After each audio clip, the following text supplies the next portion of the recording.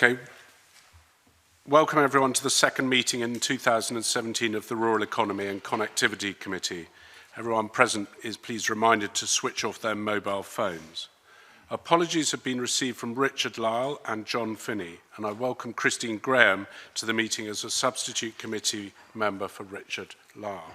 Could I also say at the outset that Hamza Youssef, the Minister of Transport for our Highlands and Islands, is unfortunately unwell today and will not be attending the committee meeting to answer the questions that we had planned. It is proposed to reschedule a meeting with him at the earliest possible opportunity, so we continue to scrutinise the announcements and what is going on within Network Rail. Agenda item 1 is the rail services in Scotland, ScotRail Alliance. Today, the committee will take evidence on rail services in Scotland. And I would, at this stage, just prompt members if there is anyone that wants to declare any interest before we go any further. Right, sorry, I'll take Gail first. Thank you, Convener. As is stated on my register of interests, I am the Vice President. What's the right title? Vice President of Friends of the Far North Line. Sorry, I have so many others. Thank you. Thank you. John. Yeah, I'll go for it. I'm a co-convener of the cross-party group on rail. Okay. Rhoda. Like Gail, I'm honorary Vice President of the Friends of the North Highland Line. Stuart. I'm one of 50 honorary Vice Presidents of Rail Future UK, and I'm the honorary Vice President of the Scottish Association for Public Transport. Neither of these roles carry any executive responsibilities. Christine. Well, I apparently have some interest to declare that I was unaware of, except that perhaps I'm an honorary member of Campaign for Borders Rail, and the railway runs through my entire constituency, so it'll be no surprise to Mr Verso. I'll be asking him about. Gosh, are there any other declarations of interest? So the committee had agreed that it would be very helpful to receive regular updates from the ScotRail Alliance, and I'd like to welcome again Phil Verster, the Managing Director, David Dixon, Infrastructure Director, and Angus Tom, the Engineering Director for ScotRail Alliance. I'd like to invite Mr Verster to make an opening statement, please. Thank you very much, Convener and Committee, for the opportunity to address you again today and to answer your questions. It's much appreciated. And David and Angus will, as directors in the ScotRail Alliance, will support me in covering some of the questions around performance. But just as a few introductory concepts, just 3 or 4 ideas. First of all, the ScotRail Alliance has been set up and is focused on delivering customer satisfaction. One of our biggest drives on customer satisfaction is to deliver a punctual railway service as one of the key drivers that drive customers' appreciation of what the railway delivers for them. And so when we cover the performance improvement plan today and the punctuality improvements that we've delivered, you'll see that that's a central part of what we deliver. A second part of customer satisfaction, which is a key driver, especially at this time in Scotland, is the provision of capacity. Now, railway is extremely busy currently, and we have, in a record time, delivered the Class 385 preparedness and fleet readiness for introduction later on this year around September. And that additional capacity will make a massive change to our service that we deliver and will add, for example, on Edinburgh to Glasgow line, nearly 50% more capacity. And that would contribute to customer satisfaction in a very significant way. And thirdly, the driver of customer satisfaction is just what we do day to day. It's what we do with stations. And we have significant innovation schemes and improvement schemes, stations such as Perth, Stirling, Aberdeen, Inverness, Motherwell, and the like. What we do with ticket vending machines, new gate lines, new CIS, new CCTV, introduction of smart ticketing. There's a huge number of things that we are delivering on a continuous basis, all aimed at improving our railway. And just as an observation, I think the debate sometimes gets focused in one area, which is punctuality, and we will want to address that today very significantly, but it's often perhaps not focused on to see how much else we are delivering to improve Scotland's railway in a very significant way. And some of the things we're doing with new timetables that get implemented now in the next couple of months and into 2018 is going to be absolutely gigantic in terms of the impact it's going to have. Aberdeen to Inverness, capacity will increase by about 75% on those services. Some of the services are now, like Inverurie to Aberdeen, which is 1 train per hour, would go to 2 trains per hour and 4 trains per hour in the peak. It's just significant, and that's a very exciting place to be. And just then focus on the issue of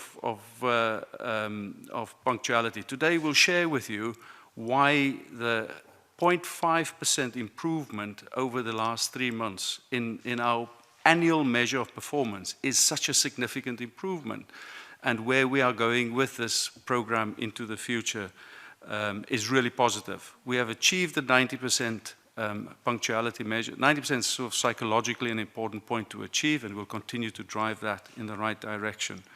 And on our performance improvement plan, we've completed around 733 milestone actions out of 1,266 actions. We've now got 273 action plans instead of the 249 we had originally, because it's a live plan that grows. This is an exciting time for us. A last thought, our people in our business, really important, and our people are really engaged, and we hope that with feedback such as what we give this committee today, we continue to create positive momentum behind what we do in ScotRail, which is confirmation to our people that we're doing the right thing and going in the right direction. Thank you very much, Mr. Convener. Thank you very much. Stuart, I think you've got the first question. Thank you very much, Convener. And I want to pick up the challenge of the public performance measure, which you've just been referring to. And perhaps before doing so, it's worth saying, well, I think the travelling public will recognise the infrastructure upgrades that are being made, very quickly they get used to them and don't notice they've been done, whereas the day-to-day performance of the actual train people get on is probably the most important thing when it doesn't meet the required standard for anybody. So I think that's in the front of my mind when I'm asking my questions on public performance measures. It's worth saying, when I looked at today's measure at 850 this morning, it was helpfully for your purposes sitting at 91%, with the national figure sitting 3 percentage points lower at 88%. But that's one day. I think the issue perhaps is, I heard you say that an improvement in the rolling, I think it was the rolling average, the MMA figure you were talking about, had gone up by 0.5 and how significant that was. Now, I'd like you to perhaps develop and explain why that's significant, because 0.5% of a rise doesn't sound particularly impressive, particularly in the context of you still being not yet achieving the 91%, which is the contractual target you're obligated to meet. Thank you very much for that question. Yeah. So when you think of the moving annual average figure, that is an annual figure. So that measures an average of performance over a whole 12 months or 13 periods of 4 weeks each. So where we have made a 0.5% improvement in 3 months to move from 89.5 to 90%, if you extrapolate 0.5% over 3 months to that over a year, over which the MAA is measured, then that becomes 2 percentage points that you move from the position you're at. So again, in terms of context, if you go 3 months ago, the difference between Scotland's performance and England and Wales's performance, which is all the other train operators in the United Kingdom, the gap between us was 1.8%. Scotland was performing 1.8% better than England and Wales. In the last 3 months, we have moved by 0.5% upwards, and England and Wales have moved by 0.3% downwards. So the gap today in our performance relative to England and Wales, which the stewards referred to there, is now 2.6% on a moving annual average. So we picked up on the fact that we're 3% different today. Over a period of a year, that gap is significant. It's 2.6%. And just to give context again, the whole of the United Kingdom Railway has now, for as long as I've been in it, which is about 5-6 years, and for longer, have aimed to get this MAA figure in the United Kingdom to 92 or 92.5%. And this is for around the last 8 years or so, and have not achieved it. So when we move from 89.5 to 90% with a trajectory that is that positive, then if you think of 9 months to go in terms of the year that from when we started our performance improvement program, and you think that the headroom that we're aiming at is between 90 and 92%, this is the last returns to scale that we are focusing on. And that's reflected in our improvement plans. Our improvement plans, when you think of performance improvement plans across the network, across railways, they can either be aimed at fixing hosts of very clear problems, or let's call it silver bullets that you need to fix in order to just fix big problems you've got. When you look at our performance improvement plan, it is at a stage beyond that. We are replacing, for example, and David will give examples of that, we are replacing 19-core cables and power cables preactively. I wonder if I might intervene, because I suspect colleagues will probably want to explore some of the detailed infrastructure changes that are being made. Just a wee technical point. When you say UK, you mean GB, because you're not including the Irish figures. I am correct, am I? Yes, no, Ireland's figures are not included. It's England and Wales. Yeah, so it's GB, not UK, just to be clear about it. And while it's a matter of some modest pride that we're substantially ahead of what the rest of this island's doing, at the end of the day, the measure this committee, I think, ought to be interested in is how you're doing on the trajectory, your word, to the 91%. Now, you've said you're on a trajectory. We've seen a 0.5% rise in a short space of time on the MMA figure. Are you going to reach the 91%? When are you going to reach that 91%? Because you use the word trajectory, which suggests in your mind that you see that curve continuing to meet the target. When are we going to get that? So I expect us, by March, to have cleared the 90.3% point at least. Yep. The point that was the original trigger level of the performance improvement plan. To be clear, that's the MMA. MAA level, yes. Right. Okay. So by March, I expect us to have cleared that and to continue to improve from where we are. When you look at our performance improvement plan, and we'll discuss that in detail with examples as we get through the hearing today, how we improve depends very much on what type of faults we avoid on the network, what type of incidents we can avoid through the actions we're taking. And it's not always an exact science. It is a good improvement plan. It has delivered for us over the last 3 months, and we will continue to deliver that and renew the plan and continue to get momentum behind an improvement of that MAA trajectory. I can't tell you exactly we'll be at 91 or 91.3 or 91.7, but what I can tell you is we'll continue to put that plans together that will be live and throughout the next year continue to improve our MAA. Are there any perceived obstacles to meeting that other than weather? No, there aren't. But when you look at the MAA trajectory, in the period May, June, July, August of last year, when we had the Queen Street blockade and the industrial action, there was a very clear impact on our performance. And so when we go into that period where those months had difficult performance levels around 91 and 90%, this year, those are the months when we will catch up with our MAA performance quite significantly. So the months between now and March last year were good months. So when we go into those this year, we need to be better than last year's in order to lift the MAA. And so the next 3 months are high performance months. But the MAA would probably move with to a limited extent. But we expect the second half of the year, when we get into summer and before summer, there are huge opportunities to continue to improve the MAA. Let me just be clear, perhaps as a final point.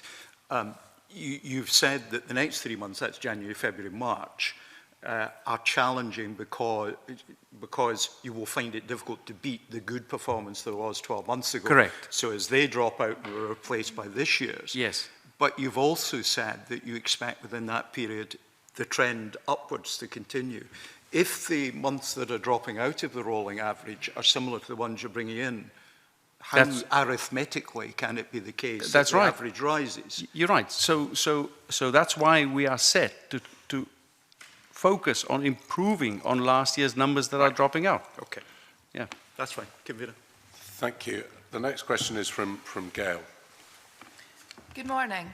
I would like to also concentrate on just following up from Stuart Stevenson's questions.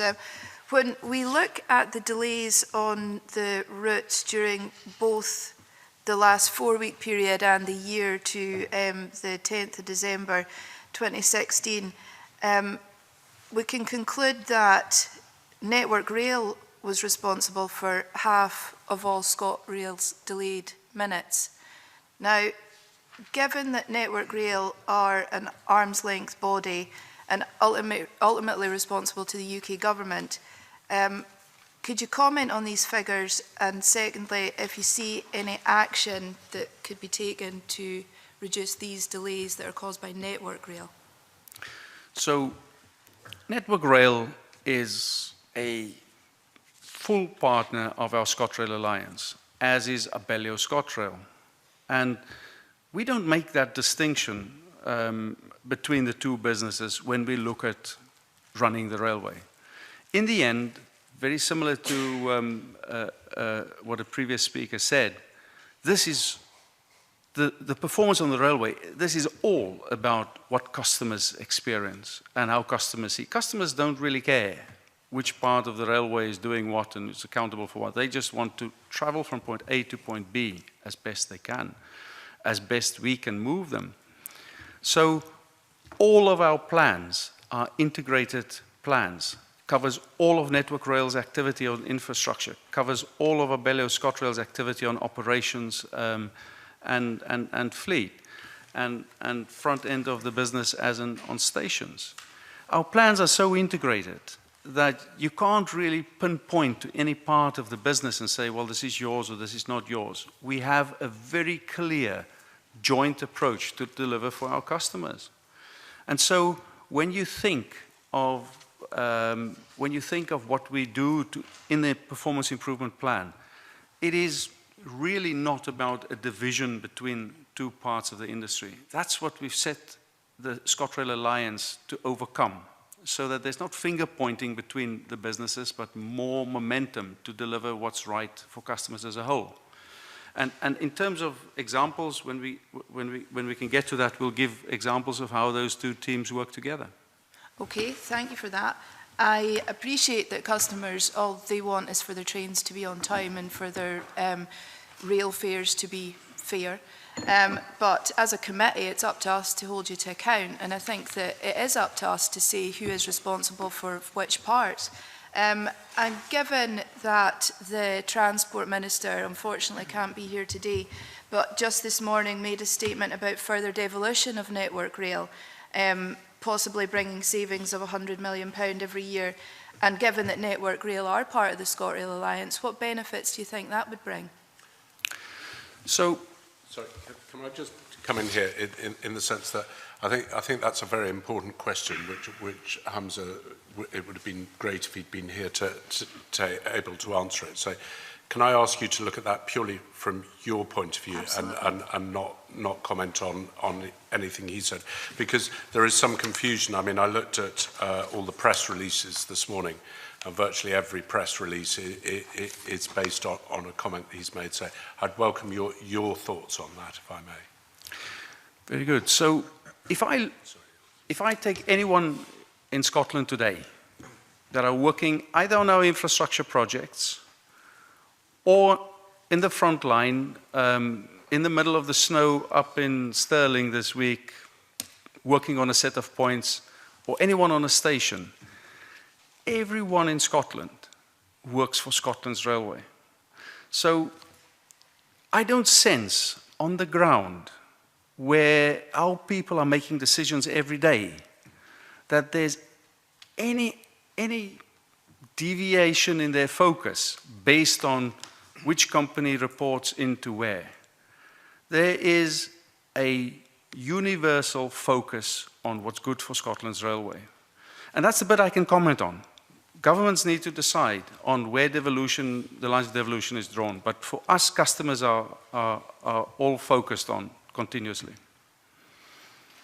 Sorry, do you want to follow up? No, that's fine, John. John, do you want to? Yes, I think one or two of us actually. I think Christine Graham's looking like she's interested. This topic is quite interesting because we've been given a figure that 53% of the reasons for delays is Network Rails, and then you're telling us, and I mean I do very much welcome the fact that it is integrated. I think that's tremendous that it's integrated, but I'm struggling a wee bit to understand. I mean, there's two legal entities here, I think, although you're in charge of them both. So there clearly are distinctions between the two, and I'm delighted that the attitude of everybody is to get the railways running. I mean, what difference would it make if you were in control of everything in Network Rail in Scotland? Would it not really make much difference at all? As the Managing Director of the ScotRail Alliance, with an employee, a director that works for Network Rail and a director that works for Abellio ScotRail, we are in charge of everything. So we are in charge of everything in Scotland's railway. And to be honest, in Scotland, we are just miles ahead of collaborative working in comparison to the rest of England and Wales. So do you never come up against an issue where Network Rail has a kind of GB policy that they do things in a certain way, and you might like to change that, but you're unable to change it because it's a GB policy? We come across problems like that all of the time when you work with two companies that are two different legal entities. So we expect to encounter those, but then we find ways to work around those. This is what we are doing. This is what the ScotRail Alliance is all about. It's about finding a way of delivering for customers between two parts of the industry that have legally been separated in 1995 into a train operating company and infrastructure management company. And so it is challenging what we do, because at times there are conflicts between how two different parts of the industry want to work. And I think that's public knowledge, and we share that publicly as well. But this is not, as I put it and as my team look at it, this is not about looking about what divides us or separates us. This is about looking for things that join us together to get a better result for the customer out there. And this is why I think what we're doing in Scotland is so superbly important for the whole of the United Kingdom, because you have seen lately in England and Wales that Westminster have been starting to talk about the same direction of travel of integrating the infrastructure manager closer and more intimately with the train operating role. This is the right trend, and we are right in the front of that movement. Okay, thanks. John, this is obviously getting everyone's interest. I see there's people queuing up all over to come in. So, Christine, if you could come in, and could I just say there are several people after. Yeah, no, I'll be brief. I mean, I very much welcome the Alliance, but everybody blames ScotRail for delays. Everybody blames ScotRail and Abellio. And if I were in your position as with your other hat, Chief Executive of ScotRail, I'd be hopping mad that Network Rail were never having the finger pointed at them. You see, what concerns me is, and I do welcome the way you're going, is there is a distinct legal difference between you. And for example, in terms of liability and compensation for a failure on the network, who pays that? So very clearly, in order to make sure that we are adhering to all of the principles about how the franchise was let, how government funds a network rail appropriately, and to make sure that all of the mechanisms is adhered to, there is nothing that has changed between Network Rail and Abellio ScotRail in terms of dealing with what's called Schedule 8 payments, which is payments for during disruption, either company to one another, or Schedule 4, which is about more access and giving access to the infrastructure manager to get work done on the network. So all of those mechanisms that are proven in the industry are still adhered to. The two businesses have voluntarily put each other right next to each other. All of the mechanisms still work. Put a single umbrella management team on and said, guys, work together and find ways to deliver better for customers. And that's exactly what we're doing. Just simply, well, I think you saw it coming away there. Just simply, how can I express this? How hands-on, how you're chairing this alliance now, how much can you direct Network Rail and ensure, without offending Network Rail people, that the efficiency which impacts on your business, which is what the passenger cares about, is the train arriving on time and being at the station and so on. Are you in a position of really being able to change that, or are you simply chairing it? No, absolutely, absolutely, we affect that. And if I give, and I think I gave this committee a heads up at the last session as well. When you look at what we deliver in Network Rail Scotland in terms of, for example, the renewals programs, which is track renewals, signalling renewals, bridges, a huge £340 million investment every year in infrastructure. As a business, we are driving, me and my team, with David leading on that, are driving the efficiencies at which we deliver that at. We are on program with our renewals. We are one of the routes that are doing, the parts of the United Kingdom that's doing the best in terms of achieving our volumes of renewals, and we are proud of that. And if I go one step further to infrastructure projects, our electrification projects, even though some of them have had cost challenges, but our unit rate for delivering electrification projects is the lowest in the United Kingdom compared to other parts of the United Kingdom. And we have direct control over that. Now, it may be that parts of Network Rail do not report directly into us, but as I think I've said to this committee before, what we have done very practically in Scotland is we've said, put our arms around all of the railway in Scotland and say, don't really matter who you report into. In Scotland, you are delivering for Scotland's customers, and that is what your focus should be, and we're achieving that. Thank you. Rhoda, I think you want to come in on that. Yeah. Can I ask some questions about the latest figures for period 10, which do show an improvement in Network Rail's cost delays, but actually the train operator cost to self-delays have increased by 5%. Is there a specific reason for that happening, or between period 9 and period 10? One of the biggest contributors that we've had have been train-related failures, and I'd like to ask Angus. Angus and his team has done a huge amount of work to address that, and in the last periods, that performance have improved. So, Angus. Yeah, so if you look at the fleet for the last 4 periods, that's technical failures with our trains is actually on target and where we expect it to be. Part of the reason for that is some of the performance improvement plan actions that we've been carrying out and in place. I'll just give you one example. So the Class 334 fleet, which operates Helensburgh, Airdrie into Waverley, and obviously other routes within Scotland, but kind of the main route for them. Between the months of November and December, we renewed 80 couplers across the fleet. Now, for what that is when 2 trains join together, so you have a 3-car and a 3-car, and they join together, use these couplers to make the 6-car. One of the things that affects customers the most is when they get a short form service. So when a train they expect to come to a station has only 3 cars are expecting 6. Obviously, it's more cramped, there's less room, and more people are standing. So we had an ambitious programme to change these couplers out over these 2 months. We achieved it on budget and to plan, and what we've seen now is a clear kind of performance benefit and customer benefit on the routes that the 334 operate. The coupler we fitted is the same type of coupler that is now going to be fitted to the brand new trains, the 385s. It's the most modern coupler we have, and that has shown that the fleet is last period, which is the last 4 weeks, had the most reliable fleet performance period on record for that class. So things, the work we're doing is delivering performance improvements and definite benefits for the customer. But how did, I'm trying to drive at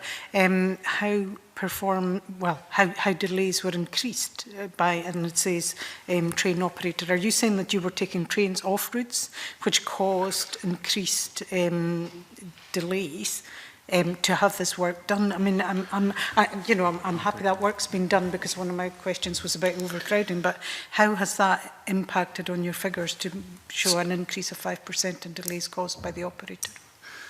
So when one works with these percentages about how delays are split between the two companies, the percentage is often affected by what happens on the other part of the business as well. Because even if the delay minutes stays exactly the same for the Abellio ScotRail side of the business, but it gets less on the Network Rail side of the business because there's a better period on infrastructure, that percentage ratio of the total on the train operating side will increase. So it's percentages, and it's sometimes an awkward thing when you try to compare. And on the infrastructure side, over the last 2 periods, we've had a distinct improvement in performance relative to earlier periods. So I think what we can do is we can take that question away and come back with a more detailed explanation of what the movements are. I don't have the 38% or the 54% numbers exactly in front of me, but if that meets your requirements, we'll take that away and come back to you. That would be really helpful. And also, just on the issue of overcrowding, I think we're promised figures on overcrowding last year, and if work is being undertaken, it'd be quite good to see what those figures were and how they are improving going forward by the work taken. We will publish the most overcrowded trains, data on the 10 most overcrowded trains, and what plans we have in place to address that within the next 2 weeks. Okay. And just on that, yep. When there are specific events taking place, that is a big issue for overcrowding trains that may normally be quiet, say a big football game, rugby match or whatever. Yep. It would be interesting to hear at the same time what steps you're taking to put on extra services to deal with that. So we've got a team that look at events throughout the year, and that's all they do. They do nothing else but look at events. And when we have events on, whether it's rugby at Murrayfield or appearances of bands at the Hydro or events at the SECC, we take our rolling stock on those events and we lay on alternative services and special and extra services. We work very closely with events companies. We work intimately with them to understand what are the loadings that are expected from us by train or by rail, what will be the travel requirements. We've got our own history of how people travel, and we use all of that to size the stock that we provide. Similarly for things like the Edinburgh festivals as well. During that period of the year, we adjust our programs and where rolling stock run in order to accommodate those loadings. Can I say, I appreciate that, and that's a fairly full answer. It would be very helpful for the committee to get some figures on how you're achieving and some comment on how you're achieving those targets and the information. So we'd welcome a written submission once you have those details to hand. We will do that. That would be extremely helpful. You're right on that. Yes, you were also going to provide us with a breakdown of the figures showing the increase of delays. The proportional movement, we'll do that, yes. Stuart wants to come in and then John. It's just a wee quickie for Angus Tom on couplers. I understand from a signaller and from a conductor that the Princes Street blockade was essentially an electrical coupling problem.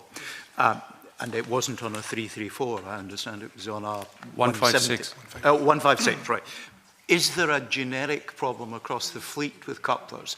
Because some of the supplementary information I've been given informally suggests there have been a history of coupler failures on exiting the Haymarket Yard, for example, which fortunately has not been affecting network operations, but shows there's potentially a systemic problem. I heard you say, Mr. Tom, that you were replacing couplers. Is this going to be really across the whole fleet in the light of that particular failure and my unconfirmed statement, which I've got from a third party about there being a systemic problem? Okay, if we tackle the Waverley incident, which was an unfortunate incident and caused significant delay and upset to our customers, the root cause of that was damage to one of the coupler boxes. It's been treated as a one-off, so it's unlikely to happen again, and the rest of the fleet has been checked to ensure that there's no damage to the rest of the 156 fleet. Visually, the damage that was there you couldn't see by the eye. It was something that would have to require special gauging equipment to understand the failure mechanism. And what happened was this failure was on the train, and when it went over the tight bend at Waverley, the electrical connections braked and the train came to a stand, which is designed to do in such an event. The issues you're talking about from Haymarket, fortunately I've been in ScotRail now for almost 12 years and remember those incidents. They are historic, they will not be happening again. The trains were modified to ensure that that type of incident couldn't happen. Efficient, thank you. I'm conscious that we're working through a list of questions, and we're not very far through them, and time is marching on. So I'd like to move on, if I may. And Rhoda's got a question just on performance levels. And Phil, if I could ask, you've been very good in giving us very full answers. That the tighter you can keep the answers, the more we'd appreciate. You spoke about the performance level and where you thought we would be. I mean, obviously the target is 91%, but the ORR has said to us that's challenging depending on winter conditions. Do you think the winter conditions to date have been helpful? Do you think that will? I know you have already said that level is challenging, but what kind of winter conditions would, I suppose, stop you achieving that, or do you believe it's not so much winter conditions as it is challenging in itself? Good morning. In terms of winter so far has been fairly typical. I think everyone would recognise that it does bring individual challenges, and while in the Central Belt last week we didn't see too much by way of snow, if you went out into other parts of the network, undoubtedly you saw quite extensive snowfall that affected particularly actually the roads and less so the railway, thankfully. But it would need to be fairly extreme. It would need to be as extreme as it was 4 or 5 years ago to start to take effect on the railway. Snow is always a difficult thing to deal with. Although we have our points heated, etc., they are more designed for frost type scenarios, so sometimes you get into very kind of manual response to how you deal with heavy snowfall. But we do have a fleet that deals with the more extreme conditions. We actually have some unique plant up here. In fact, the Minister was out visiting recently our winter development train, which is unique to Scotland, which literally clears junctions of snow and ice, which no other part of the UK actually has. So to date, we've seen probably a fairly typical winter. The things that really tend to damage us, though, are extreme wind. That's the events that have really had great effect on us in the past. And if you look back to last year and the storms, it was these big storm events with objects coming down the line. And we obviously have to put in all sorts of safety limits because we don't want trains striking objects. That's the last thing we want. And these tend to be the really big things that we ultimately have to put on some sort of safety constraint in terms of either speed restrictions or closing lines. So they're the really extreme kind of things that would tend to stop us. The kind of cold nights, the typical kind of just dreich wet is just what we deal with in winter. Yes, it can affect our equipment, but it's the much more extreme end, the kind of storm type scenarios that hit us more. We've certainly become much better at dealing with water, and you see a lot less flooding closing the railway than typically we saw in the past, which is good. We've had a lot of focus groups looking at problem areas and addressing them and improving our drainage. So we've done a lot of that, but it is still these big storm events. High winds particularly typically are the ones that really do tend to hit us badly. So if there's fewer storms this winter, it could help you achieve that 91% Absolutely. Yep. from last year. Can I just ask on the heated points, is that universal? No, about 80% of our points are heated. We kind of know where others are, and we can treat them. So if they're necessary, we can treat them. A lot of the points are on sidings and things like that as well that aren't heated. So we don't need to worry too much about them. So we have plans that deal with both the heated, the unheated. We can identify remotely that they're working correctly. So it's probably the right balance in terms of how we deal with keeping our points clear of frost. Okay. So, thank you, David. No excuses for the winter. I think Christine's now got a question on the Borders Railway. Oh, yes, three parts, if that's all right, convener. First of all, can I commend ScotRail and Network Rail for the delivery and the way the line is operated. I mean, it's been superb, it's been very successful.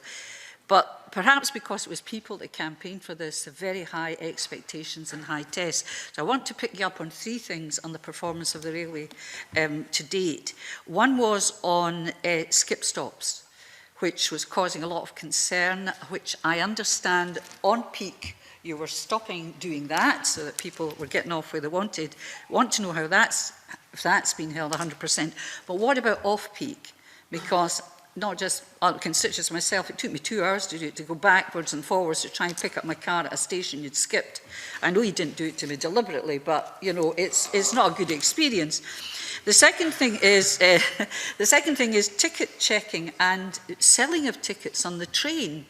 I have been in several trains and many have complained to me that there's nobody collecting or allowing tickets to be purchased. Now, at many stations, there isn't, on one side of the line where there's twin tracks, an ability to purchase tickets, so you're losing revenue. And as I understand it, there is a second person on the train. Why is that not happening? And thirdly, I noted when you were talking about events, do you have spare carriages? Does ScotRail be able to have spare carriages when there are pressures throughout Scotland for additional carriages, say during Hogmanay or common ridings or things like that, or you know we just have to pinch them from somebody else to deliver elsewhere? That's my questions. Thank you very much. That was a short question. So Phil, perhaps you'd like to go through those 3 points. And very quickly. And if I could say, if there's some of the facts and figures that you don't have, again, we'd welcome those to be set down in writing to us. But if you could answer it as detailedly as you can, please.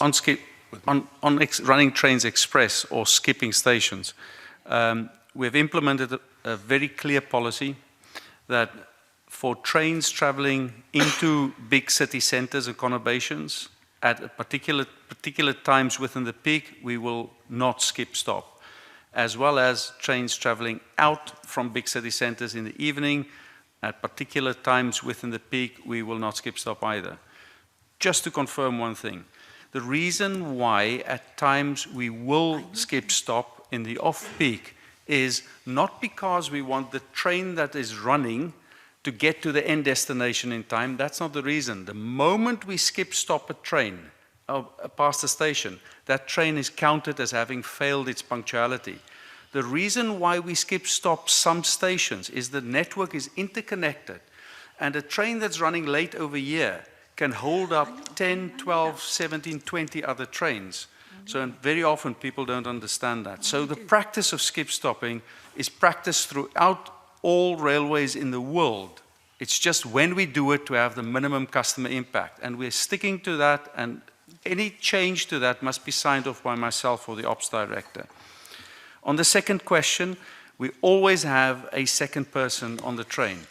I'm not sure about the issues, about where tickets aren't being sold or that experience, and I'll gladly take that up after the meeting and follow up on that. And in terms of extra carriages, we have recently squeezed a further Class 158 out of Angus's maintenance allowance to put one extra 2 car on the border service. And we've been running that since December, which provides more capacity on borders. And that's a massive benefit for the Borders Railway. Your question about what we do when there are big contingencies or big events on other parts of the network is a really valid question. And in those cases... I hope the rest were valid. Yeah. And in those cases where we need extra rolling stock, we do make decisions in terms of what services we can run on other parts of the network, and we do then have to make compromises in terms of providing an increased level of capacity. Okay, thank you very much. So, you're I don't know, I'm a visitor, so I think I've asked, I'll write about others. Stuart, you've got some questions on performance, I think. Yes, I suspect this will be for Mr Dixon. Basically, just want to probe a little bit about the Commercial Assurance Review and rail major projects, which has been a subject of some discussion and debate, whether projects are being managed the way that they need to be. In particular, there's a potential increase in the cost of major Scottish rail projects of 379 million. I just wonder whether that's the right figure, for one thing, and secondly, what actions we're taking to give greater predictability of costs, but also to keep the costs to the practical levels that are required in the light of money that's available. So capital projects are delivered by our IP business. Carl Budge, who joined me here last time, is accountable for that, and it's accountable to me for that. So I'll respond to that question. The number of 379 million that was used in the Ernst & Young report is not accurate. Well, say it's not accurate. We don't recognize it and things have moved on. We agree on a trilateral basis with the ORR and TS exactly what cost movements on the AFCs for projects are. And the correct number is a movement of 293 million, which is still a lot of money. It's still 300 million movement. And Network Rail is very clearly admitted that the process for CP5 to price projects and estimate projects can be improved and has to be improved. And that's an improvement that's not only a Network Rail side improvement, but total industry. From the client side, meaning whether it's DFT or TS as well, is to have a process where programs are more mature in their development and can be priced better. And I think last time I gave examples on Aberdeen to Inverness, where there was a 4-kilometer track renewal envisaged because of the desktop exercise, it indicated that. But when you get into the detail of the design, there's 15 kilometers of track renewal required, and all of a sudden the costs are in a different place. So there are 3 observations that are really important for this committee to just consider with regard to the cost of capital projects. And the first one is that because of the estimation quirks, inaccuracies, the £300 million movement is not a movement as slippage. What we are delivering in Scotland is worth more than what the original estimate was, because the estimates were incomplete.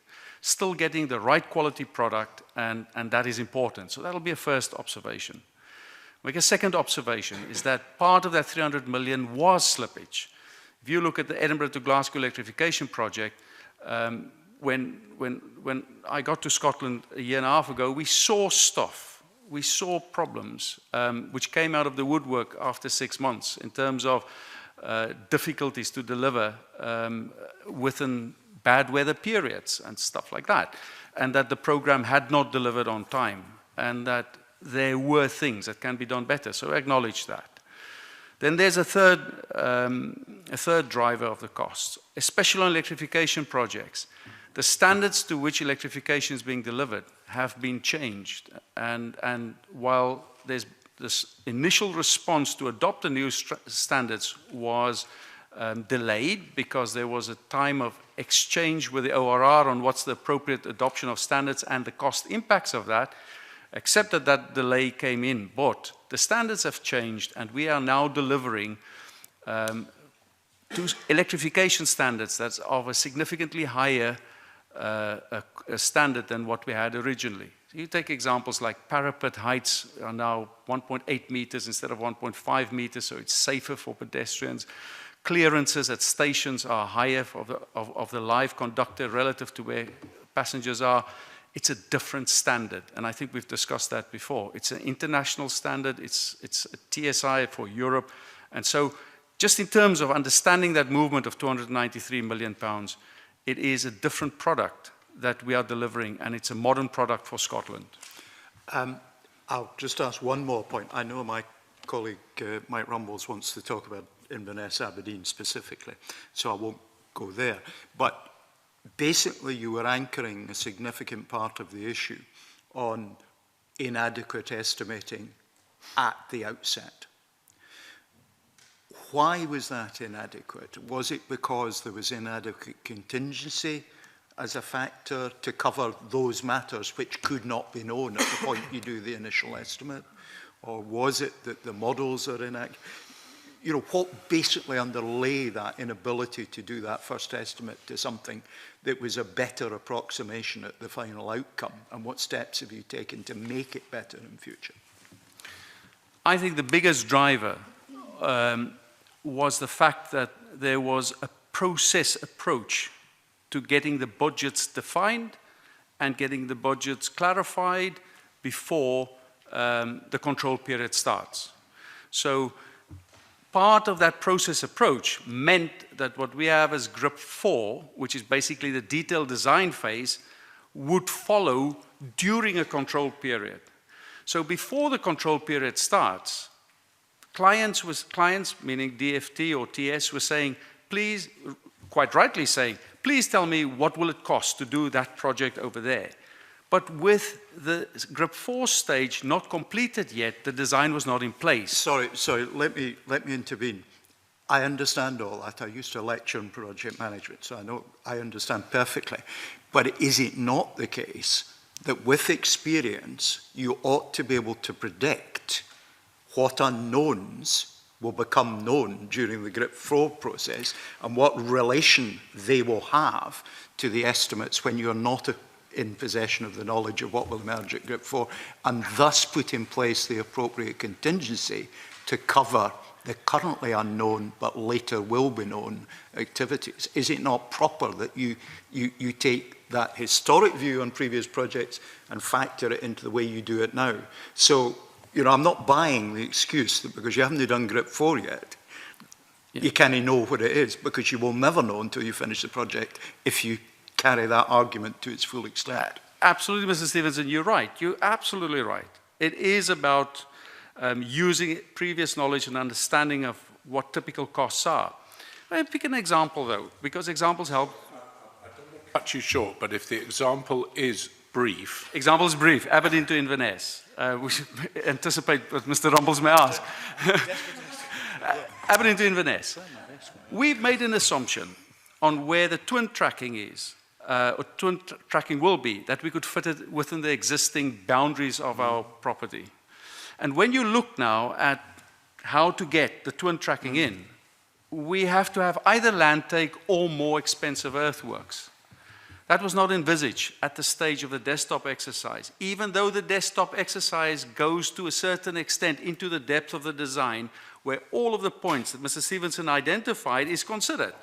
But when you get to the detailed design, that is when the real facts come at you and you understand what you can implement. I understand that point. I'm not going to invite further comment, but I just make the comment that's merely confirming to me that you're not making adequate cover for things you can't know at an earlier stage in the GRIP process that will emerge later. And I just invite you to further consider that. And I think I'm going to leave it there, but I am just going to ask one question myself, if I may, on the review of major rail projects, the executive summary recommendations.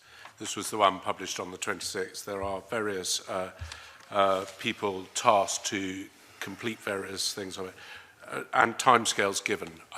Just a straight answer, if I may, yes or no will do. Are we within the timescales that are laid out within the report to achieve all the things that were laid out within the executive summary? Yes. Thank you. John's now got a question on electrification, I believe. Thanks. Well, you've mentioned the Edinburgh-Glasgow Improvement Project, so it was to ask you for an update on that, because previously you gave us a number of dates, like rolling stock starting to arrive in September, testing in December, and so on. So there'll be the two aspects: the actual rolling stock, is it coming along on time, and the electrification of the track, is that coming along on time? It is. So class 385s we've delivered the first unit, is now running on the Guruk line in test. Very excited about that. We have, in a record time, from finalization of design to train on track, brought a Class 385 into Scotland. The testing, I reviewed it yesterday with Hitachi, is going superbly well, and we will be delivering the first Class 385s onto the network in September. In terms of completing the electrification of Edinburgh to Glasgow, that's on track as well. I can say to this committee that we're trying to pull it forward from the July date, and we are working really hard to get to the stage where we can, let's put it this way, benefit our customers significantly by introducing electric rolling stock on Edinburgh to Glasgow from the May timetable change. So we're working really hard to get electrification completed early. And if we can implement it early, we'll be running electrified trains earlier. Thank you, that sounds positive. And the other point would be Glasgow Queen Street redevelopment. Can you give us any update on how that's progressing? Is it on track as well? So for the Queen Street redevelopment, there's a significant risk, which we have not been able to size currently, and which will be resolved in the next couple of months. And that risk is associated with the Transport and Works Scotland order that we've submitted for the development. Now, we expected the TORS unit to report back to the Minister in July of last year, and the revised date for the report back is in January of this year, or February. And the reason why that's a undefined exposure is we're not sure exactly what the TORS unit are going to advise and what needs to be done to address what the TORS unit advised. Now, we've got initial questions back, and we're busy working through a response to that. And obviously, this is an important stage for us because it can affect the sequencing of works. We have had to delay the start of works. We're doing some of the preliminary works as we can, but the main program for Queen Street is not yet kicked off to the extent that we wanted to kick it off by the back end of last year. And that will have consequences for our delivery of key outputs 3 and key outputs 4 on Egypt. But we can't size those impacts yet, and we're working very closely with TS. This is clearly a risk that sits outside of Network Rail's ability to control or ambit of control to manage. So when do you think, maybe 3 months from now, you'll have a clearer picture? I think 3 months from now, we will definitely have a better picture. We've already proposed on a previous occasion, we've already proposed to Transport Scotland 3 scenarios of if the TORS unit responds by this date, this is the potential impact it'll have on program. If by that date, that will be the impact on program. And we're already now in that zone where the impact on program is definite.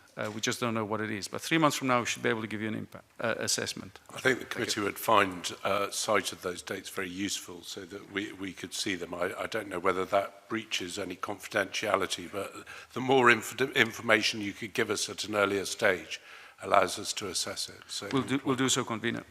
Okay, Mike, you want to go on to the Aberdeen to Inverness journey timer, and I would ask you to keep it short, which we know the journey time isn't. But yeah, I mean, I've just got 2 questions. Firstly, in your last appearance on the 21st of September, and your answer to my question, if I can quote your answer, you said, with the Aberdeen to Inverness programme, we will deliver a 75% increase in seat capacity on weekdays. You've just said that again.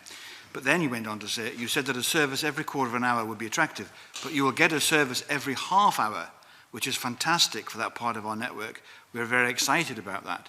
And then when I asked when will this be delivered, and you said December 2019, that was between Inverness and Aberdeen. And you mentioned Inverurie. And when other people have raised this with me, that they think that you might have been referring to Inverurie to Aberdeen rather than Inverness to Aberdeen. Which is it? Our plan has always been to have, if you look at the full service, Aberdeen to Inverness, is 2 hourly. And then when you look at the Inverurie into Aberdeen section, becomes half hourly and quarter of an hour in the peak. That's the capacity that we've always published. That's what we've always Yeah, said. but what you actually said to me was, when we were specifically talking about the Inverness Aberdeen, that's why I said that's remarkable. And you said that was fantastic. So it's not a half-hour service. It's not going to be a half an hour service. Not across the full stretch. It's just to Inverurie. Inverurie is the 2 trains per hour. People were very excited about what you said to us last time, so I'll be a bit disappointed now.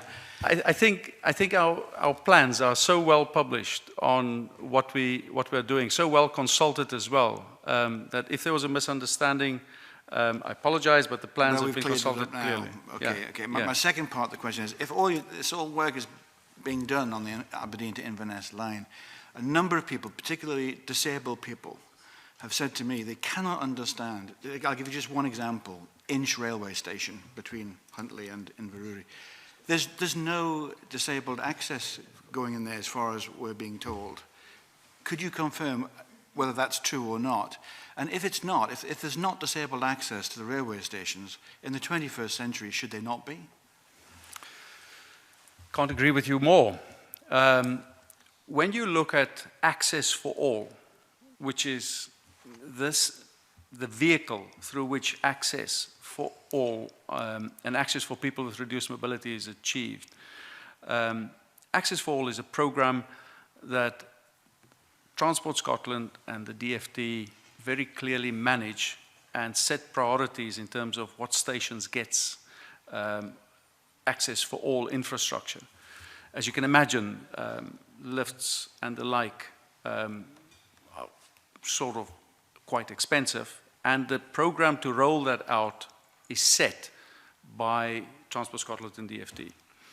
And clearly, where we can, everywhere where we can, part of our design principles for every station is to get step-free access when we work through how the station is used and how the station is located.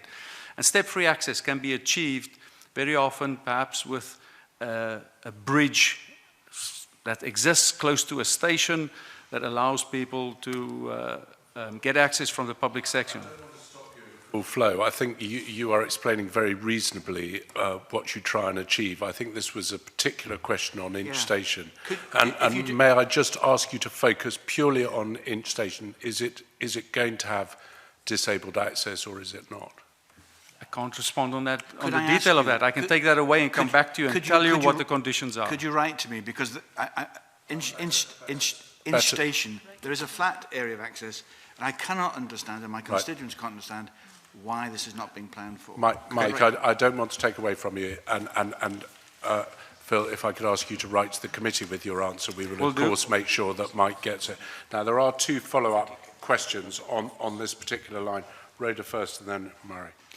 You talked about groundworks causing a delay in the improvement. Can I ask if there's any other reason for that delay? And also talking about Inverurie and the level of service, given the Dalcross station coming online to Inverness Airport, will there be an improvement in service between Inverness and Dalcross when that happens to allow passengers back and forth? So when we think of Inverness to Elgin, we are moving there from currently the 2 trains per hour to 1 train per hour. So the service would so 1 train every 2 hours to 1 train per hour. Yeah. I was getting nervous because that's my line. Apologies. So the service improvement there is a doubling of the service. And the context of the example on earthworks was not to attribute delays to the program just to that one example. The program for Aberdeen to Inverness is a capacity program, not a journey time improvement program.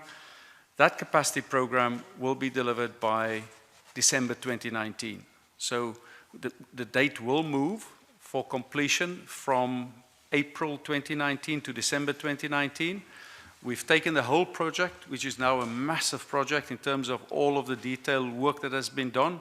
It has impacted, therefore, on delivery, but we are letting the first contracts for the design phase on signalling on the western side of the program. imminently in February, and by May we'll be letting the design or the GRIP 4 stage of both track and signalling for the east side to another contractor as well. So the program is moving forward. The work at Forres and Elgin are happening, and preliminary works are happening. So it's all systems go with that program. 9 months late. Yep. It's okay. Murray, do you want to?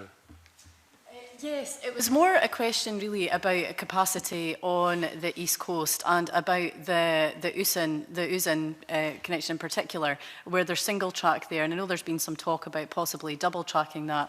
And it was just really to get your views on whether on the bottleneck there, is that a big restriction on the capacity that you have at the moment, and would that ease a lot of the issues for you if that was to be double tracked? You're referring to Portobello Junction? No, this is at Usan Junction. It's in Montrose. Oh, yes. Oh, yeah. No, look, if you consider our whole plan, our study of the route, Scotland route study, that Scotland route study that plans in advance what capacity we have in what locations and what physical capacity we need, be it two tracking or be it different signaling or the like, already considers what our timetable requirements are for the future, how many people we have to move, and how many trains we have to run.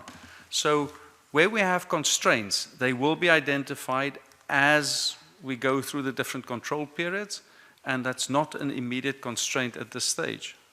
Okay, thank you. We're going to move on to the Highland Line. And hopefully there's going to be no mix-up of figures and cuts here. Gail's got a question for you on that. Thank you, Convener. Yes, Highland Main Line. Network Rail Monitor considers the Highland Main Line journey time improvements project. I just wondered if you could give us an update on the delivery of that, particularly expected timescale for delivery, cost and expected benefits to passengers and freight customers, please. So on the Highland Main Line, we are currently still forecasting a completion cost of £65 million, which is less than the control period value of £117 million. And we expect some of the benefits from the revised solution that we've put forward, which is a combination of both infrastructure as part of the solution, as well as using the HSTs as a part of the solution, to be around 13 minutes in journey time currently, which exceeds the original target that was set at 10 minutes. But that is to be confirmed. So we're still looking at the timetable. With the 65 million, there could be plans to include more bridge work or station bridges, even access for all schemes, but that's being finalized as we speak. That program is still on track to complete by April 2019. No, that's fine, thanks. Okay, thank you. On that, sorry, Rhoda, yeah. Can I just ask a question on the North Highland Line, which I would have asked the Minister had he been here? And you'll be aware of the review group that's been set up that Fergus Ewing announced. What's your understanding of that, and what will that bring to the table that you wouldn't be bringing? I mean, we all know that it's in dire need of improvement. What can they bring that you wouldn't have been planning to bring? So we have in our performance improvement plan, we already have quite a lot of actions that would cover the Far North Line as well as the Kyle Line in terms of improvements. But what we'll get from that review group is a single forum where we can involve communities in the decision-making of the improvements we're delivering. Get better communication back to the communities, better involvement of the communities. And even though we have, with our leaders up in Inverness that are running the railway up in Inverness, although we already have good interaction with communities, the formalized structure that Mr. Ewing has proposed provides a really good basis from which we will share with communities exactly what we plan to do, and also listen to communities in terms of what's important to them. So it's a communication project as Absolutely. opposed to proposing. Absolutely. Okay. Okay, I think we're going to move on now to a question from John. Yeah, well, back to electrification. I mean, the Office of Road and Rail regulation has raised questions, I think, about the budget for the electrification of the Shotts line and the Stirlington Blaine Alloa lines. Can you give us any kind of update on these projects? So the Shotts line electrification is progressing well. We clearly have very serious and very important interactions with communities along that line, because electrification projects by their nature, when you start to lift bridges, affects communities significantly. And that's just sort of the type of thing we manage and must manage on an ongoing basis.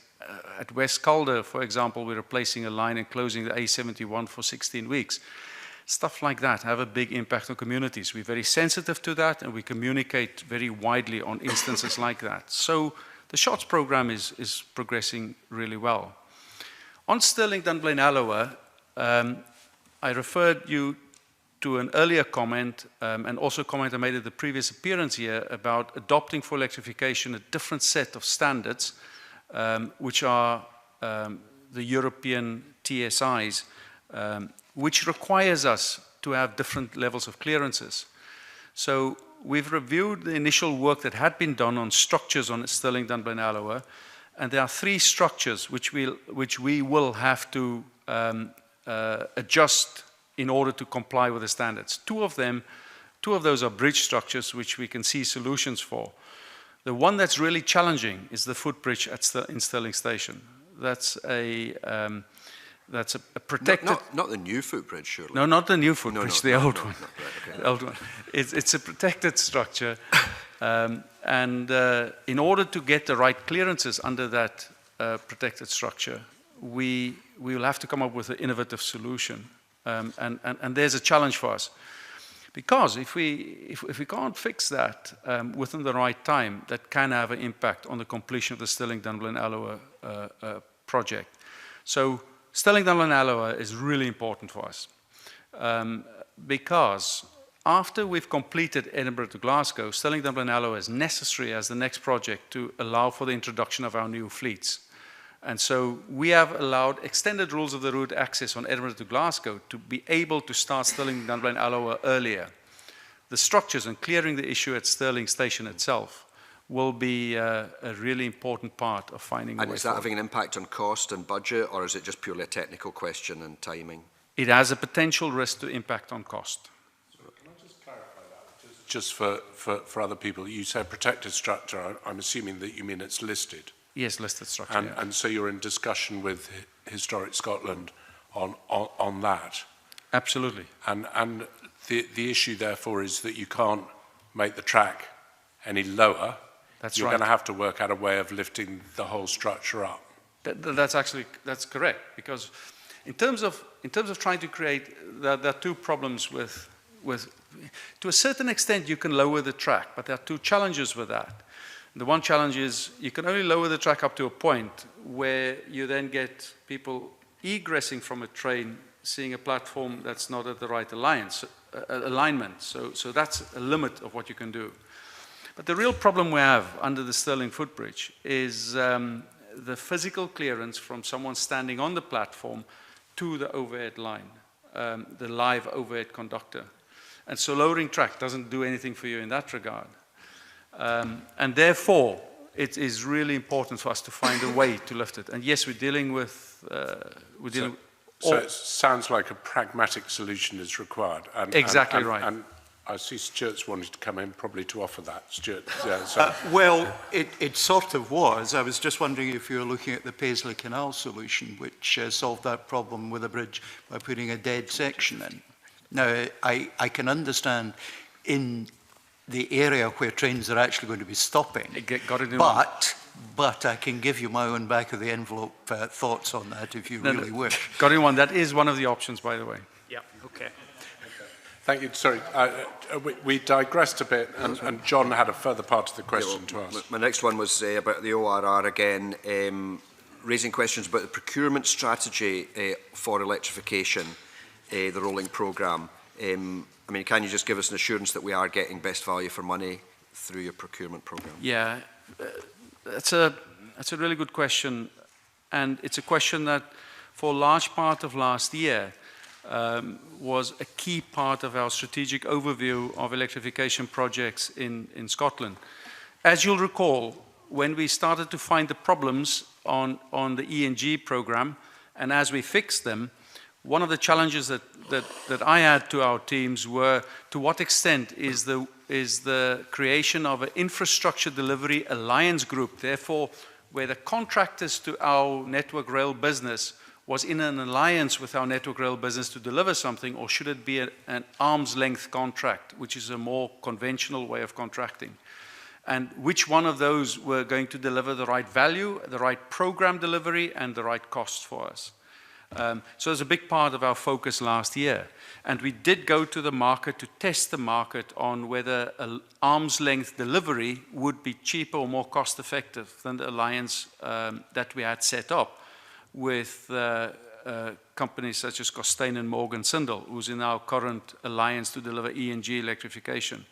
And we did conclude after that exercise that the best value was through an alliance and that the best program delivery was through an alliance.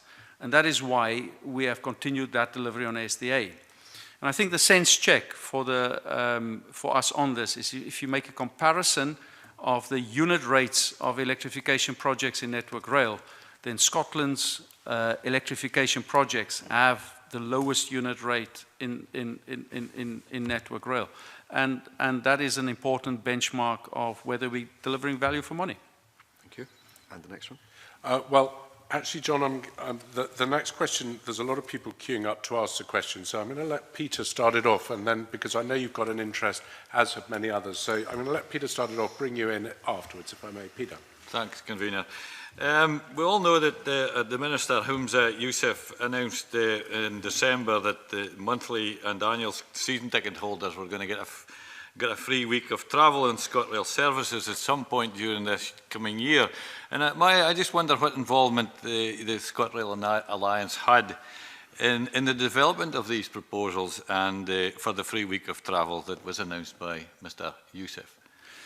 So we are developing the methodology to achieve that, and sort of the detail of how we're going to actually offer it and what shape it's going to get offered and how it gets implemented.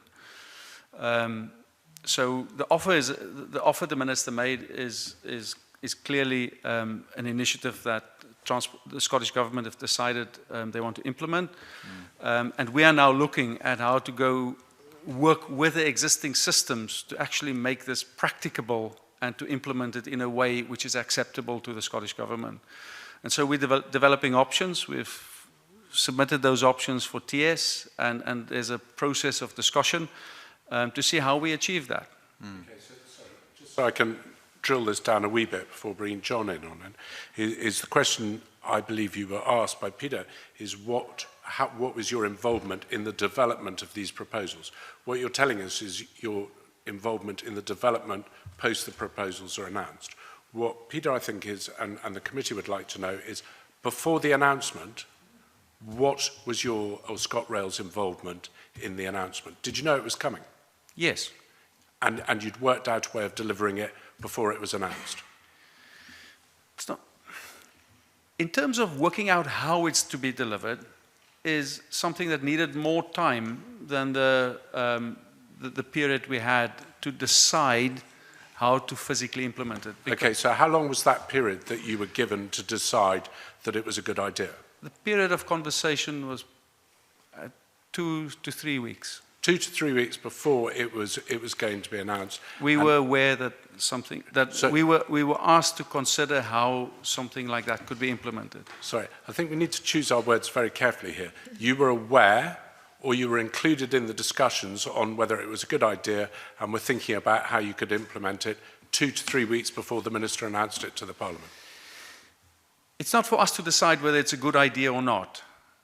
It's a policy decision by the Scottish Government. I understand that. I'll rephrase that. So 2 to 3 weeks before the Minister made the announcement in the Parliament, you were included in the discussions on this and how you were going to develop the delivery of it. That's correct. Okay, John, do you want to push a bit more on that? Right, well, the bit I'm interested in is the actual funding of it. Now, what we've been told is it's costing $3 million, and all I've had so far was a written response, I think, from the government, which said, if I quote, the first 1.8 million of the funding is to be provided by ScotRail from funds it already holds. And I'm very unclear what that means. Is that just a kind of general fund that you've got, and if we spend 1.8 million on this, it means there'll be 1.8 million less for barriers or something else? Can you explain what that 1.8 million is? Yes, so the request that the Scottish Government has made to us as Abellio ScotRail is to use money from what's called the Squire Fund. Squire is a service quality regime, a very good service quality regime that is implemented only in Scotland and not anywhere else in England and Wales. And it has a very high rate of performance that we need to achieve. And when we don't, then we pay values of money into the Squire Fund. And we declare that I think TS publish that every quarter, and that fund becomes a fund which we jointly decide where it's best to invest in. The contractual position is really that the decision sits with Abellio ScotRail where to invest it, and we are currently working with the Scottish Government to understand how to fund the 3 million that they've identified. We've not finalized those conversations yet, but those conversations are happening between us and Transport Scotland. So could you tell us what the balance in the Squire Fund is at the moment? I think it's just under $1 million.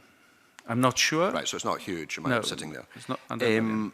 Right, so that fund is going to be used for improvements of some kind. That's correct. And so the decision is just that we're not getting new money here, we're just allocating some of that fund to the 1.8 million for the fare reduction. That is the proposal of Transport Scotland. Right. Clearly, we have plans, and we to have used those funds on other initiatives, such as more gate lines in particular locations and the like. And yeah, that fund wouldn't go far to provide infrastructure such as access for all, but yes, other locations. Sorry, Okay. so before I move to Mike, I'm just trying to analyse the point that you made earlier, is that you've now had the announcement and you've been working on the delivery of it. Have you come up with proposals on how you're going to fulfil the Minister's promise? Yes, we've come up with initial suggestions. And it's all in the detail of, I'll give you a practical example. People buy annual season tickets throughout the year. So how and when do you give them that week free? Do you make the week free that they pay for a week less when they buy the ticket? Or do you give them, when you buy your season ticket, you have a week longer? So it's detail like that must be married up to what the industry systems can manage. Sort of, does the system that manages the issuing of tickets, can it accommodate that type of solution? So we're in that phase of thinking through the practicalities of delivering this. So there'll be a lot of people that won't be able to come up with the cost of a season ticket and have to buy their tickets, on a regular basis rather than on an annual basis. How does that work? Are they ignored? So So I'm just asking about, we're saying you're limiting this purely to season ticket holders. It's limited to annual season ticket holders and monthly season ticket holders. And that's the policy of the Scottish Government, and we are looking at how to implement that. Okay, Mike was next, and then I've got people queuing up all over the place. Thank you, Convener. And sorry, I'm just going to say to the committee, because the Minister is unable to be here, I'm not limiting it, I think, because this is a significantly important thing. So, Mike. Thank you, Convener. I'm confused.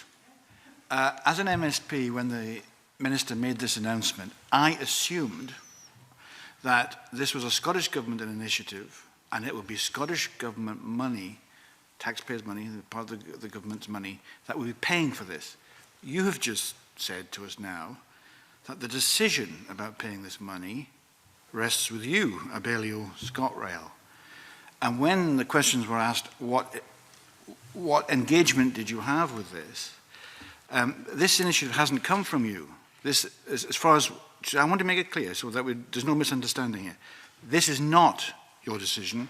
It is not your initiative. This is an initiative from the Scottish Government, but it's not new money that the Scottish Government is using. It's money that you were going to invest in the railways. Is that correct? Yes, Mr. Rumbles, that's correct. So the Squire Fund is very well defined within our contract. And it's very clear that we invest the Squire Fund in the railway in initiatives that benefit customers. Yes, but it's your fund. The decision rests with you, is what you said. So, yes. We consult clearly with Transport Scotland in terms of anything we do on the network. And so if a proposal is made to us to consider alternative ways to implement funds from the Squire Fund, we consider that. And so I think if there are further, there shouldn't be too much of a debate around this, in the sense that what we want to do here is we want to deliver something for customers that's good for customers. That is exactly my point, that you have designed this fund to deliver for the better service for our customers, and your decision, and that's what you're aiming to do with this money. Along comes a government minister and says to you, I have a bright idea, I want to give a week's free travel to people, and asks you to implement it. This is how I understand what's going on here. And I don't personally, my view is that I think this is completely inappropriate, because surely it is your decision how you think this money should be spent, and not the government's decision, surely. Is that not undue influence? Mike, sorry, I think we've got to be careful in the sense that it is a question that we should be putting to the Minister and pushing the Minister on.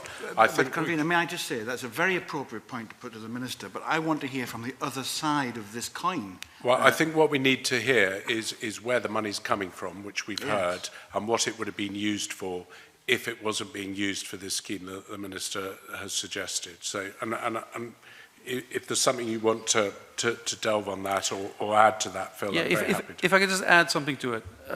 I can see where Mr. Rumbles is taking the question, and I definitely think there's a question that I would probably not be able to answer fully. But I think this is simpler than what people may think it is. We have a very constructive relationship with Transport Scotland and with the Scottish Government, a very open relationship. Now, while we may set priorities of what we think would be best for customers, if Transport Scotland engages with us and makes alternative suggestions, of course, we consider that. And I don't think there's anything inappropriate about that. I think what is important is only one thing, and that is customers in the end. And so we'll do whatever is necessary to deliver what's best for the customer. If there are bigger questions that you'd like to answer in terms of whether it's new money or old money, I can't answer that. I've only got one supplementary to that, if I may. The point you have just made, this is really important. You said you want to do the best for the customer, and that you have this fund to do just that. Before the Minister suggested that you use this money in this way, you had never thought, am I correct, that you had never thought about giving free travel for a period of time to your ticket holders? That's correct. Right. Thank you. I think that's Rhoda. I mean, that's quite extraordinary, because I was going to say this is policy made on the back of a fag packet, but I don't think it's even reached that stage of development.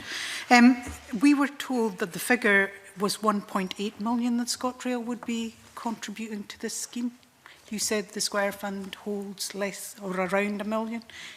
Where's the other 0.8 million or so, the other million possibly coming from? The Squire Fund has a certain value to date, but it can be anticipated that over the next couple of months and over the next 6 months or a year, that this fund would grow. So you don't expect this policy to come into fruition for 6 months to a year, which would mean the Squire Fund would be up to 1.8? I think the policy and the solution can be implemented. The cost for that doesn't hit all at once. Okay. So it can be implemented and funded over a period of time. So it's on the never, never as well? I wouldn't agree with that. I shouldn't be putting that question I wouldn't agree to you. with I that. Yeah. I put that question to the Minister. I think it's perfectly feasible to implement a solution and to have different types of solutions of how to fund it. And as I've indicated before, we are in the process of discussing this in detail with Transport Scotland, and it'll be resolved in the next couple of weeks. Jamie, I think you want to ask a question.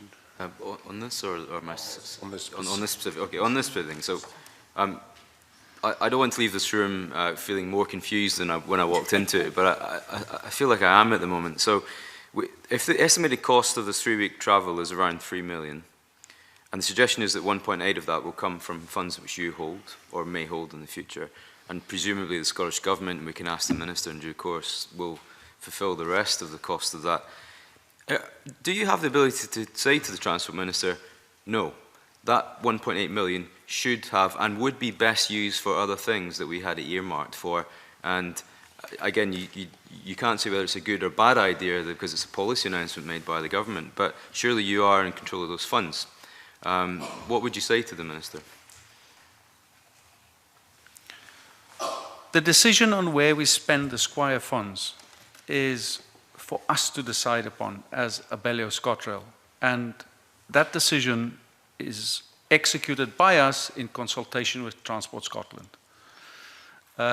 So if there are schemes that we would want to do differently, that discussion will be had by Transport Scotland, with Transport Scotland.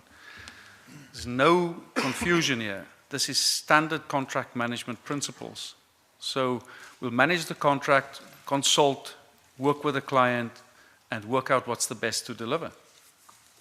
So you can't say to the Minister, if you want to make a policy announcement that costs 3 million, then it's up to you to pay for it, because we've ring-fenced that money for other things. If that is if we feel that that is the right approach to follow, that's an approach we can follow. Understood. Thank you. Well, do you think that's the right approach to follow? I mean, you say that the decision, is Squire, by the way, an acronym for something, or is it just called the Squire Fund? Squire Fund, no, it's a service quality regime, so Squire fits into that, so it's an acronym. So there's 1 million or so in it that may go up, and possibly, and you can, if you like, because you're a commercial company, say to the Minister, you're not having it. You've said that. Are you going to do that? I prefer not to commit to something now, well, because we still. If I can just say where we are.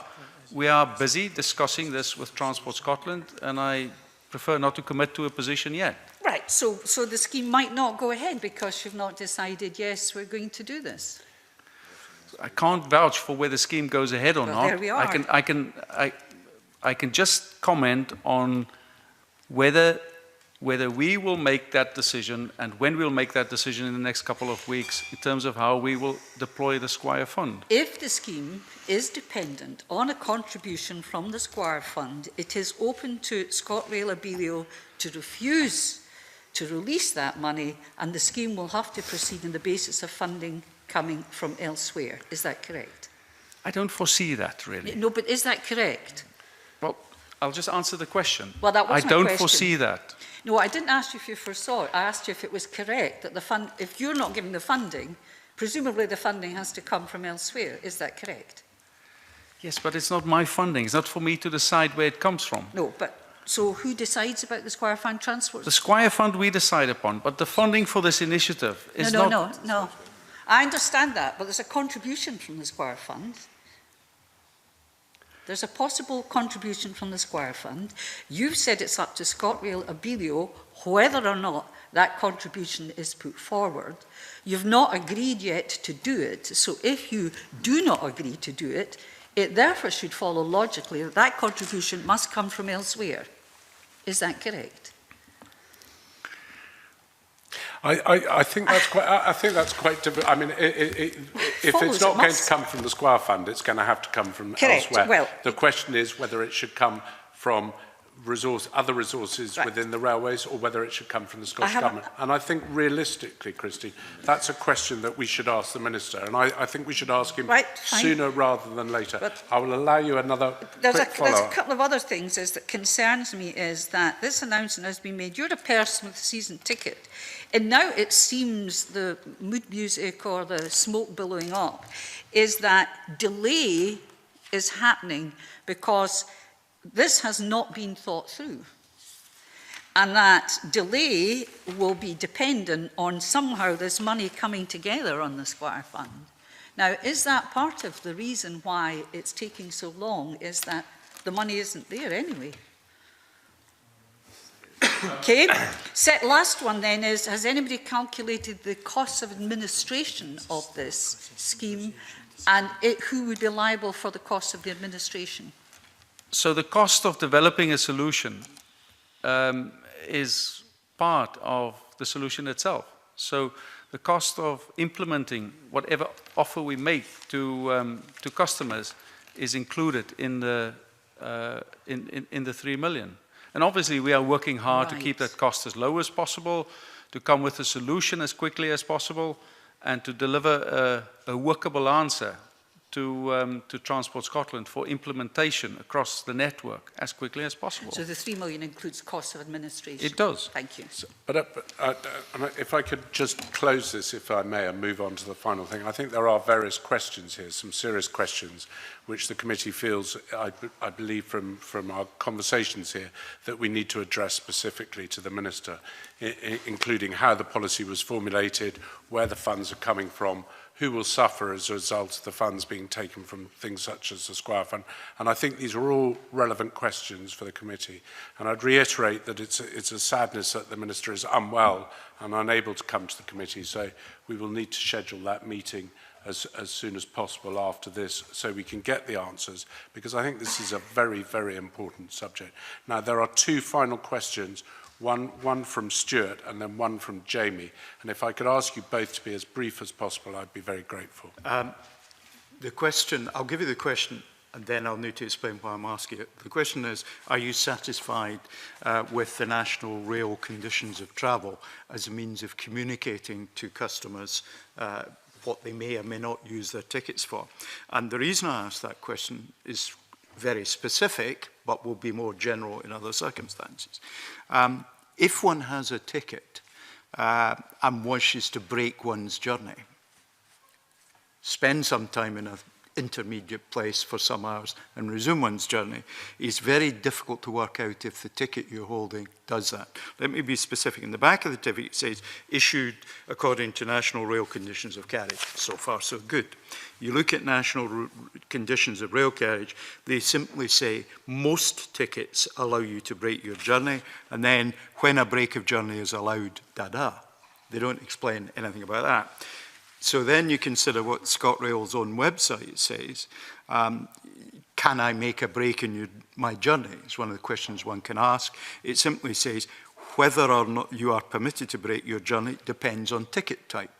It also makes the suggestion that when you book your ticket, you can find out what the conditions are. I'm unable to establish how that can be done, and I've spent some time on it.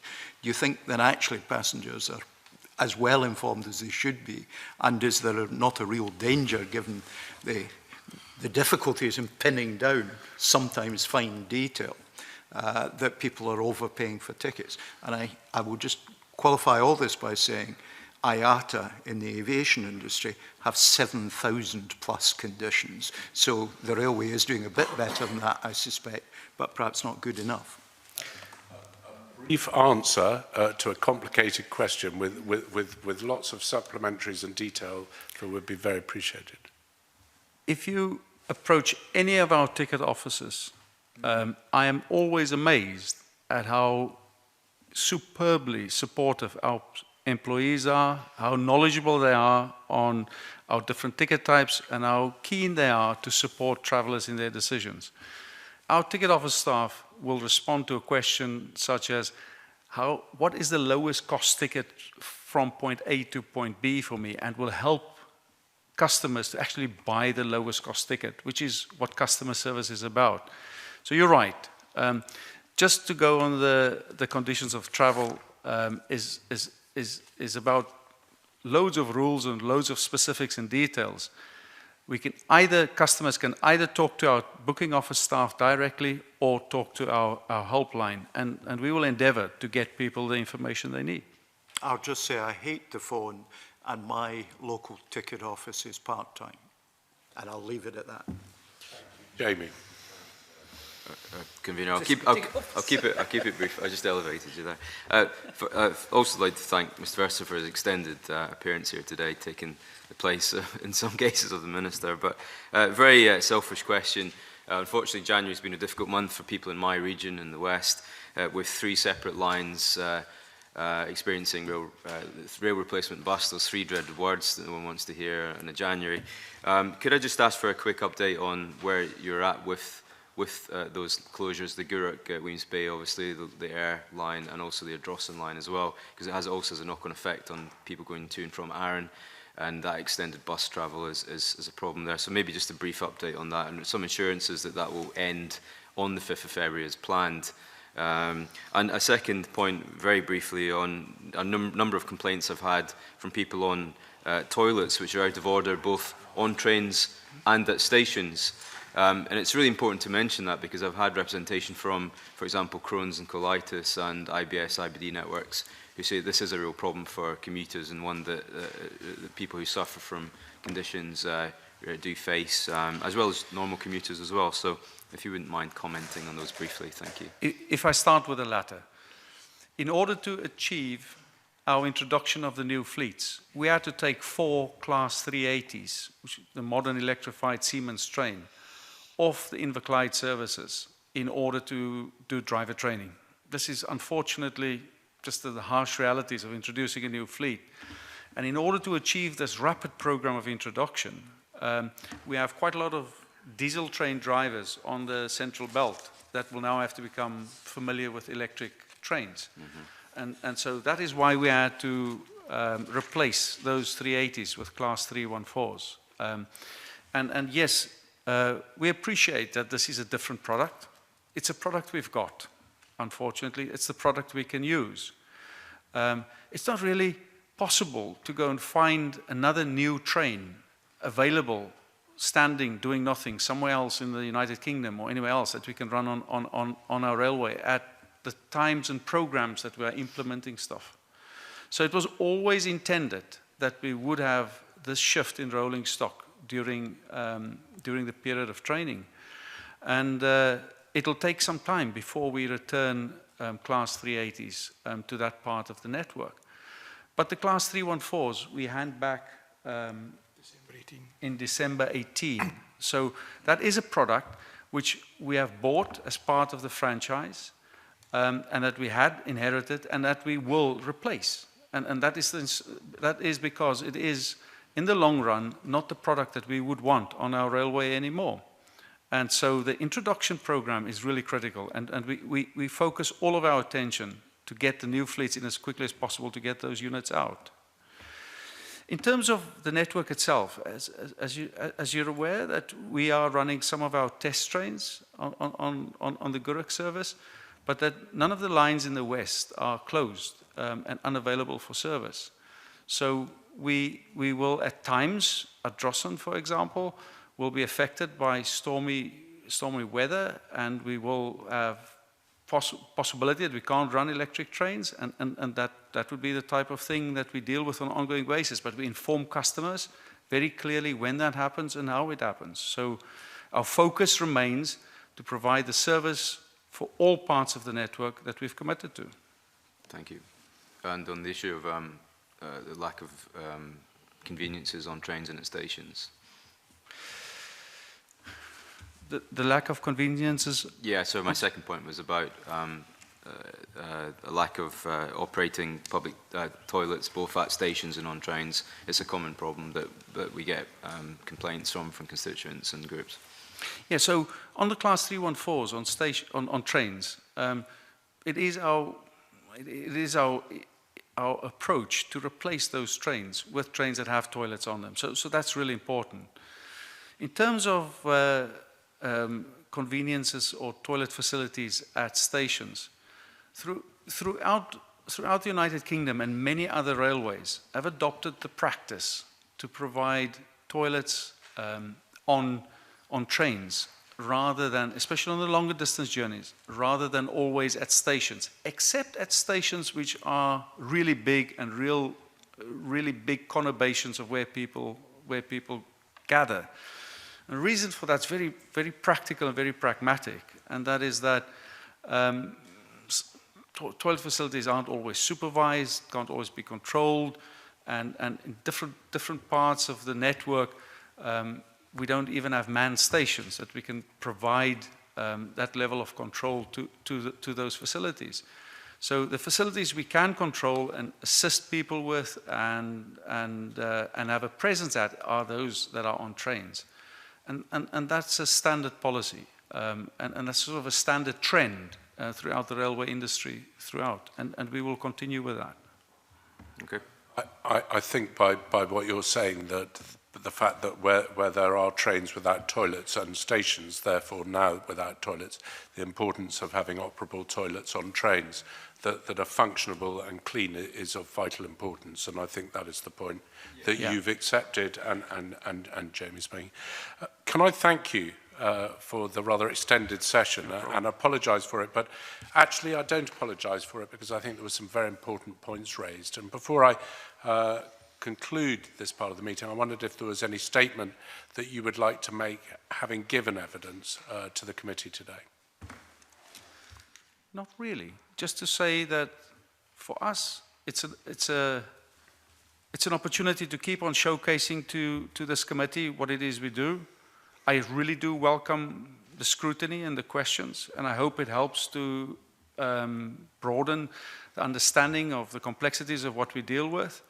And to be honest, at times it'll be great to have more support and vocal support from people like this committee about what it is we do, and with the positive spirit in which we continue to do that and deliver for our customers in Scotland. Because you are opinion formers, and it's important for us that the opinions there do reflect the fact that we do 100% focus on Scotland's railway. Okay, well, I'd like to thank you, Phil, and your team for attending today. We certainly look forward to the updates that you've mentioned that you will write to us about on questions that you didn't answer during the committee stage. And we also would welcome the chance, as you indeed has offered today, to have updates from the ScotRail Alliance in future at times which you consider and we consider important that we're kept informed of ongoing positions. Now, I would normally suspend the meeting at this stage, but because the Minister is unable to attend, that does in fact conclude our meeting, and I'd like to go into a very brief closed session, informal session afterwards with the committee. So thank you very much, and thank you to your team.